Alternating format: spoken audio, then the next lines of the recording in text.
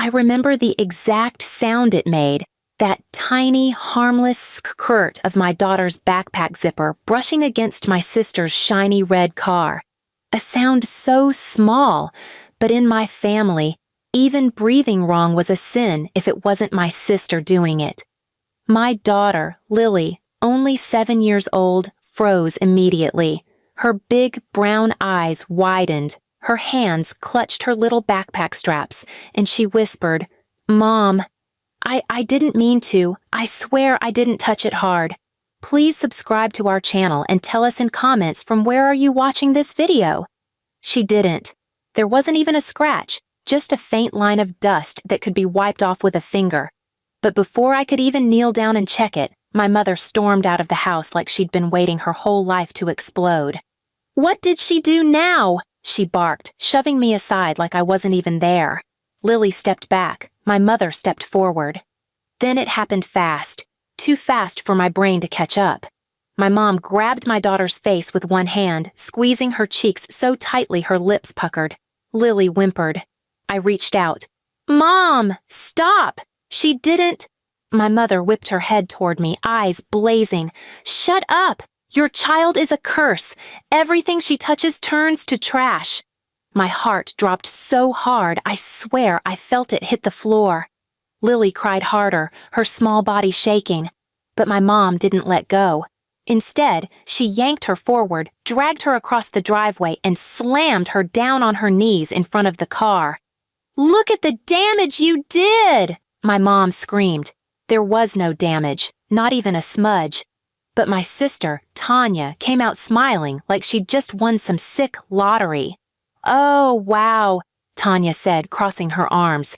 "Of course it was her. That kid is always ruining something."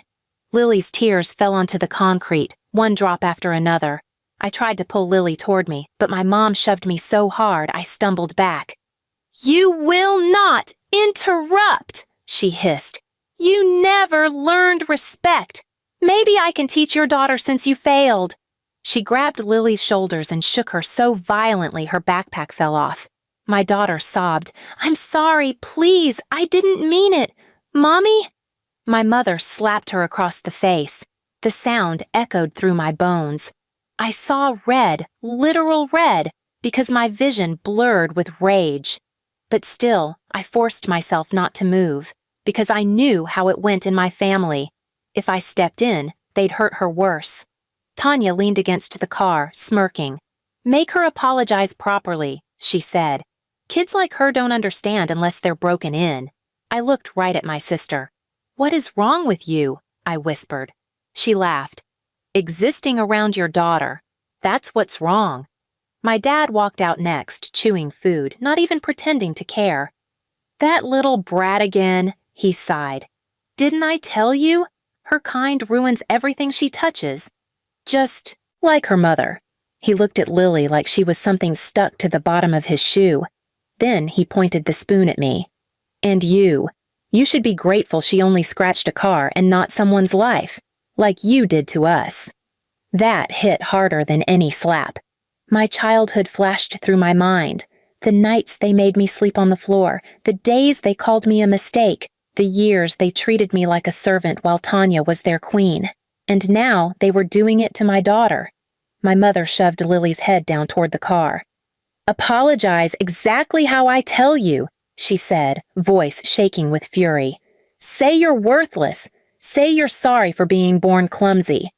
Lily looked at me terrified, begging me silently to make it stop. I felt my throat close. I felt my nails dig into my palms. I felt something inside me snap, cleanly, quietly, permanently. But before I could speak, my mother yanked Lily's hair, jerking her forward so hard she screamed, "You are a problem!"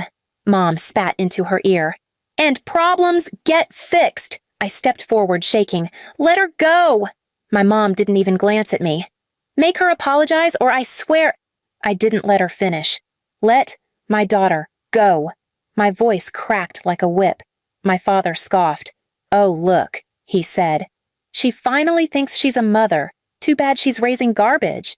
My sister burst into laughter. "Just make the kid kneel," Tanya said, kicking the backpack aside.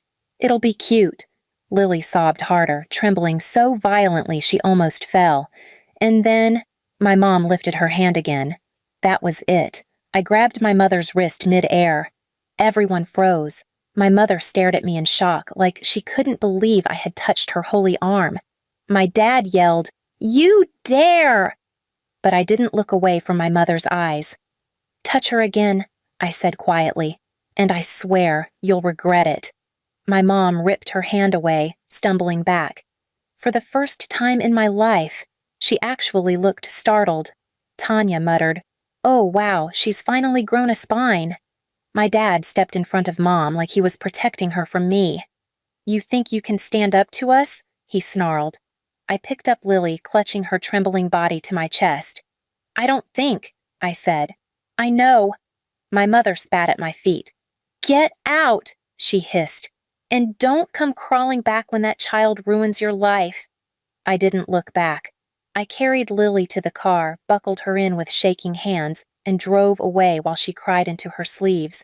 She whispered, "Mom, why do they hate me?" I couldn't answer, because I knew the truth. They didn't hate her. They hated anything that belonged to me.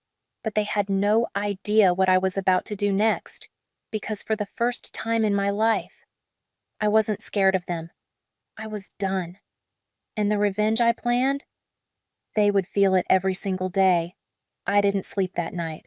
Every time I blinked, I saw Mom's hand smashing across Lily's tiny cheek, her voice hissing, "Your kind ruins everything you touch."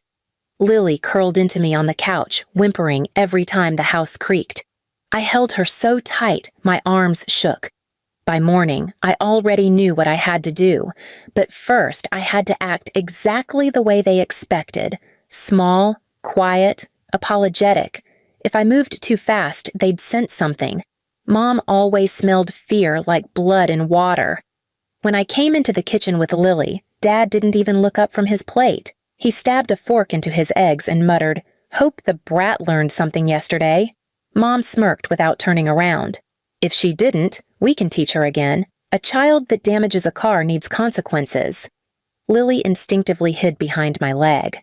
Mom darted her hand out like she was going to grab Lily again. Lily flinched so hard she hit her head on the cabinet. Mom laughed. "Look at that, jumpier than a stray dog." Dad joined in, wiping his mouth. "Her daughter's ruining her, Janet. That child's a curse." I swallowed everything burning inside me. I bent down, fixed Lily's shirt quietly, and whispered, "Stay close to me." All day. Mom finally turned and looked at me like she was inspecting mold. "You're taking her out today, right? Good. She's an eyesore." "We'll be out for a while," I said slowly. Mom shrugged. "Good. The house smells better when you two leave." I kept my face blank, neutral, because if they saw even a flicker of emotion, they'd know something had shifted. When I stepped outside with Lily's hand in mine, Dad shouted from the doorway, "And don't come back acting like you deserve anything. You should still be apologizing for that scratch." I didn't turn around, not even once. At the bus stop, Lily tugged my sleeve. "Mommy, are we ever going back?" I knelt beside her, brushing the bruise under her eye with my thumb. "No," I said. Her eyes widened. "We're not going back today. We're not going back tomorrow. And soon. They'll wish they never touched you." Lily blinked at me innocently. "Because they were mean?" "Because they forgot something important," I whispered. "I don't break easy." I took her to the small clinic near the park. The nurse gasped when she saw Lily's face. "What happened?" Before I could speak, Lily whispered, "Grandma hit me because of a car." The nurse froze. Her eyes shot to mine. "Do you want this documented?" I nodded. My heartbeat felt like thunder. She filed everything, every bruise, every mark, every detail Lily remembered. When we walked out, I had actual proof in my hand, and that was only step one. Next, I took Lily to the school counselor, a woman who had always been gentle with her. When Lily lifted her sleeve to show the finger-shaped marks on her arm, the counselor went pale. "Your parents did this?" I nodded. "And they hurt you too?" I rolled up my own sleeve, revealing the old bruises they never let heal. She inhaled sharply and said, "This needs to go to the principal, immediately." Within an hour, the principal, counselor, and a mandated reporter had filed a formal complaint. My parents had no idea that their world had already started cracking, but I wasn't done. When I went home that evening, I didn't go inside. I didn't need to. I was only there for the final piece. Dad stormed out the front door, furious. "Where the hell were you? Your mother needed help cleaning, and that daughter of yours—" I cut him off for the first time in years, my voice calm and dead still. "Don't touch my daughter again." Dad's nostrils flared. "What did you just say?" Mom came out behind him, wiping her hands with a towel. "Don't talk back in front of the neighbors, idiot." Dad stepped closer. "You think you're tough now? You'll always crawl back." Mom smirked. "You two survive because we let you. Don't forget who owns this roof." That was exactly the line I needed. I pressed record on my phone, visible, deliberate. Mom's face drained. Dad's eyes widened. "You recorded that?" he snapped. I didn't say a word. I saved the video, backed it up twice, then slipped the phone into my pocket. Mom lunged like she wanted to snatch it away, but I stepped back.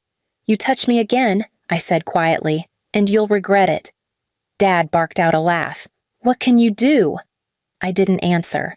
I just looked at him, calm, collected, unreadable. And that scared him more than anything else I'd ever done.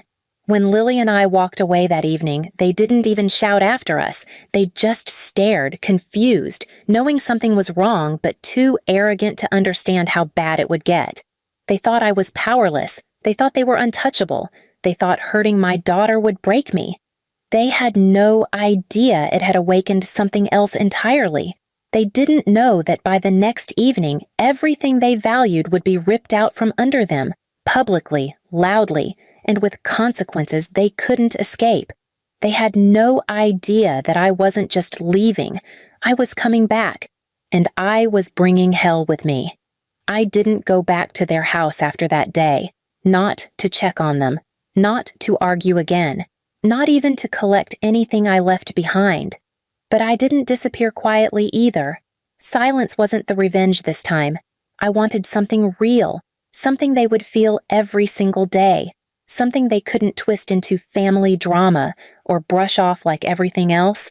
So I started with the one person they cared about more than themselves, my sister, Kayla. 2 weeks after the car scratch incident, Kayla came crying to me at my job. Not because she cared about my daughter, not because she wanted to apologize, but because she had just received a notice from school. Her scholarship, the one she bragged about for years, was under review because someone had reported parental fraud on the financial documents she used. "I know it was you!" she screamed in the lobby, all eyes turning. I didn't flinch. "It wasn't me. It was your own paperwork catching up to you," which was technically true. All I did was submit a quiet, anonymous verification request with the school. No claims, no accusations, no drama, just a standard review trigger. But the fallout? Immediate.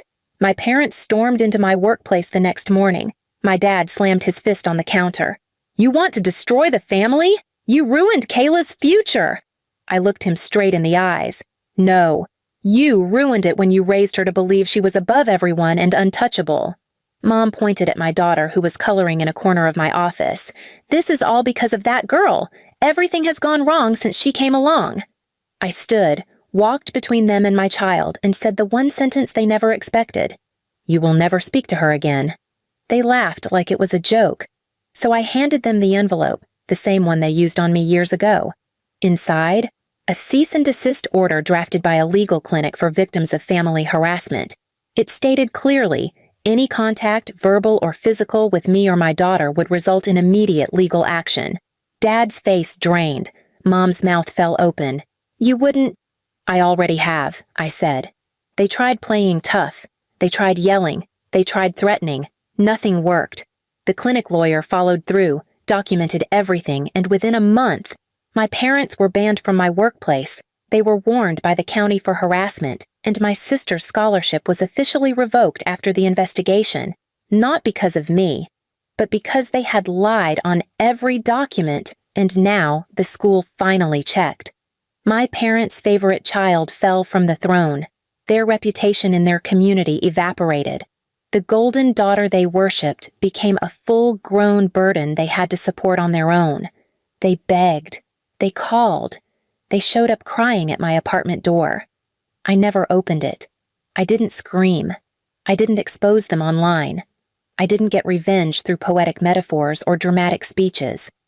I just made sure they faced consequences from real systems they couldn't manipulate.